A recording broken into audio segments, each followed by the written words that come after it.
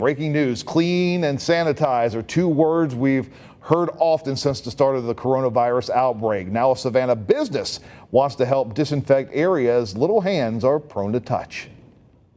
With coronavirus concerns at an all-time high, All-American Pressure Cleaning of Savannah stepping up to help.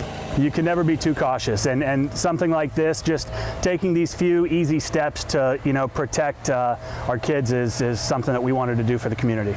All-American offering up their services free of charge to Savannah area neighborhoods and churches. We're offering it to any kind of local communities, schools, churches, anybody that has an outdoor playground, park that needs cleaning. The solution that we use is hypochlorite, which is the main ingredient in bleach.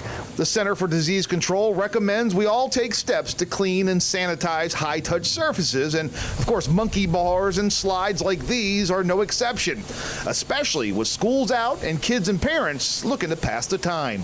People are going to want to spend time outside. They're going to have extended time with their kids, and hopefully they can enjoy this nice weather that we have in Savannah and get out, enjoy a nice clean playground. That's what we're offering.